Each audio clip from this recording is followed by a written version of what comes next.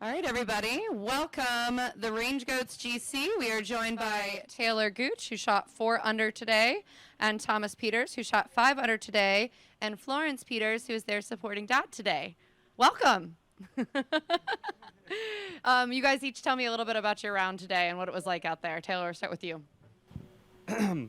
Yeah, I mean, it was a good day. This golf course is not as easy as what Cam just made it look.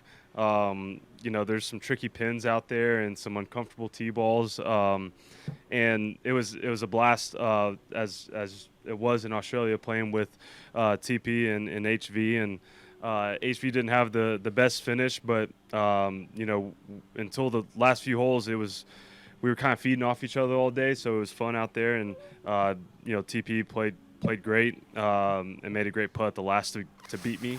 But the good thing is Harold was in last of the three of us, so he owes dinner. Thomas, tell us about your round. Yeah, I played really well. I think my game's coming around, which is nice, is positive for me. And yeah, it was fun playing with all three of us when we saw the draw. It was we had such a good time in Australia playing together. It's so relaxed. Obviously, Harold keeps us relaxed, even down those last 3 holes. When he's hitting shots everywhere, he's still laughing. So, yeah, I'm pleased with today. Yeah.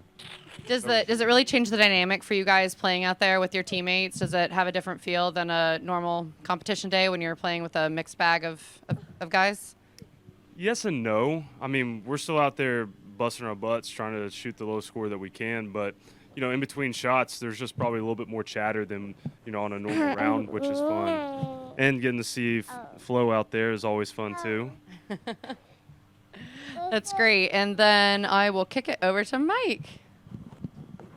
Well, I was gonna ask. You got one team at the top. You guys are together too. I assume there's some substantial benefits to playing together, and you can see that today. What do you think the main benefit is, Thomas? One for the fans. If you like the range goats, you can see 3 at a time.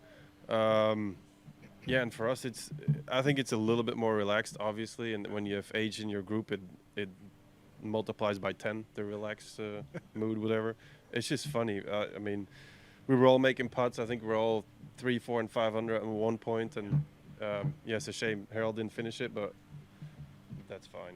He'll get back tomorrow. Yeah. Taylor, so you played here last year. You were actually the Torquay captain.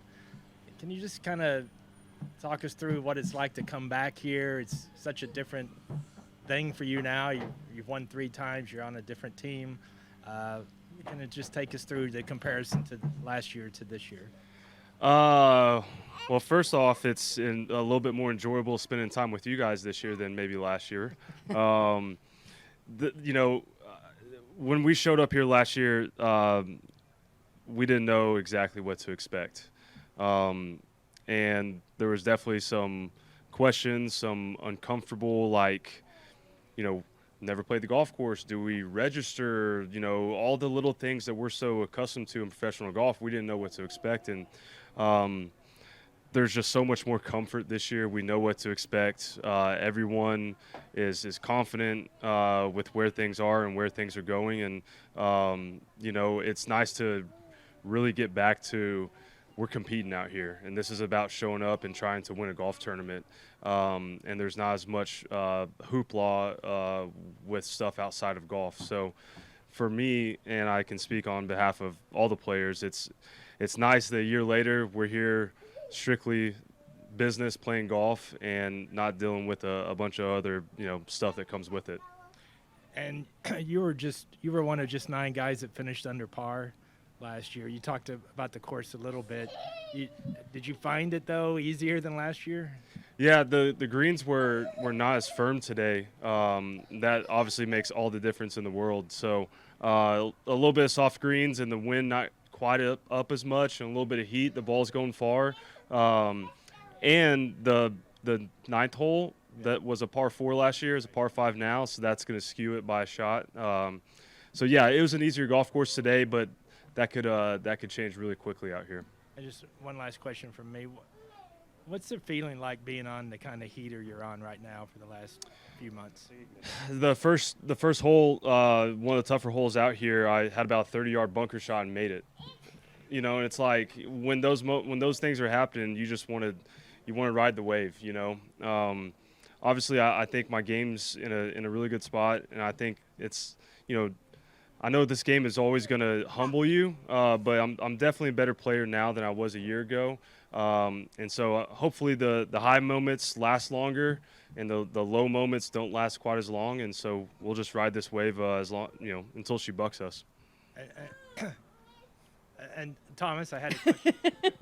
Well, never mind. Go ahead. Yeah.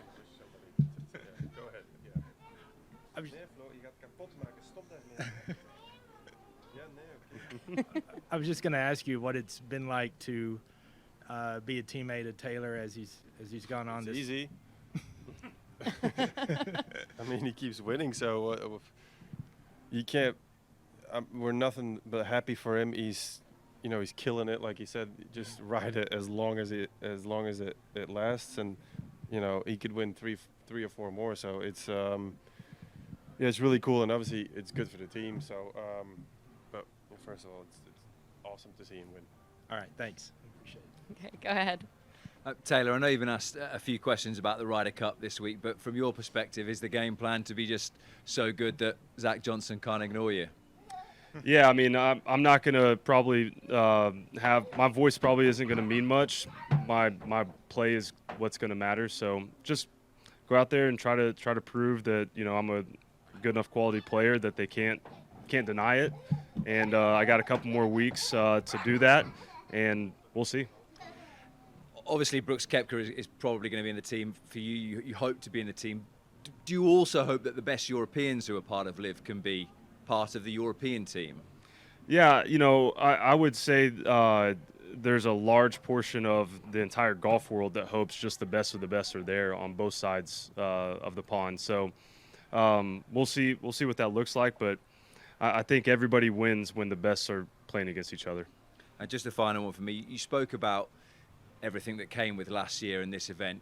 Just give me a little bit more of a sense of how difficult it was to focus on practice, to focus on playing golf with everything, the extra attention that came with the opening events of Liv. Well, one funny story was last year in one of the pressers in the beginning of the week, one of the journalists took a dash from his seat towards the table at a few of us, and Jane had to come in to our rescue and be the bodyguard for us. So yeah, it's quite remarkable the difference a year makes. And back to what I was saying, it's nice that we're talking about Ryder Cup, we're talking about winning tournaments, we're talking about team golf, we're talking about all the stuff that we on this side have known for the last year. People are going to love. We love it. The fans are going to love it. Everyone involved is going to realize what a great thing this is, and so it's just nice to start getting on that side of things. Just one for you, Thomas. I think you were otherwise engaged when I asked Talor about the importance of having the best European players that are part of Liv being part of the Ryder Cup team again. I don't know. I mean, in my opinion, he should be on. How do you not pick him? So for myself, I haven't played well enough to be on it, I think, but I feel like I could be close, but it's not my choice. It's up to them. But yeah, I mean, if I was Zach Johnson, I would definitely pick Talor. Yeah. Thank you. Their loss. Thank you. Tom? TG, you flied it so well, and I've noticed how you really work the golf ball. And around a golf course like Centurion, how does that help you? And do you think it's going to be a good thing going into Royal Liverpool in 2 weeks? Yeah, I grew up in an area of the world that it gets pretty windy, and so as we can see out here, there's going to be some wind, and so that is my comfort zone. And so, I wish I could hit T-balls like he does sometimes, where I don't even have to worry about the wind. I just send it. But yeah, I think as the wind continues to blow out here, it plays into my advantage. 100%. And you always talk about the rule of 67. You shot another 67 today. Do you think about that when you're coming down the stretch? Do you, in the back of your head, you're a bit like, maybe I shouldn't make a birdie. No, not at all. I mean, I'm so in the moment. You know, I always joke with my caddy, if I didn't have the scorecard, the little section to keep my own score, I would forget my scores at times. So I have I guess you would say a quiet mind out there that I'm not thinking about outcomes, results, all that. I'm just trying to hit the next fairway, next green. Stuff. Thomas, it's good to see you play well in Europe. Does the Ryder Cup does that go through your mind at all? Do you ever think if I can win a couple of events, I'll get onto it? Is it something that you think about? No, because I've been playing so crap, so has not crossed my mind. Yeah, I know you're tired. Not really. I mean, like, I made this decision to come to Live, and I kind of left everything behind. And, you know, if they decide otherwise in the end, that's maybe good for me, but as of now, I'm not worried about it at all, no. Sorry, this isn't about golf. When you joined with Liv, Mark Steinberg and Excel dropped you almost immediately. Did you have any conversations with them when you were coming to join Liv, and why do you think they got rid of you? I'm not going to comment on that. Fair enough. Thank you. Thanks. Go for it. Just a question for Taylor. Taylor, it's obviously undeniable that the strength of field in Live Golf events is now very strong. And you're playing very well. That being said, the conversion rate through the PGA Tour through 54 holes is around 40%. So what would you say to people who suggest that maybe you shouldn't be part of the conversation, given that, you know, for the Ryder Cup, given that you play 18 holes less every week? Or when you do play. How many days is the Ryder Cup? Yeah. Hey. Is that it? I guess so.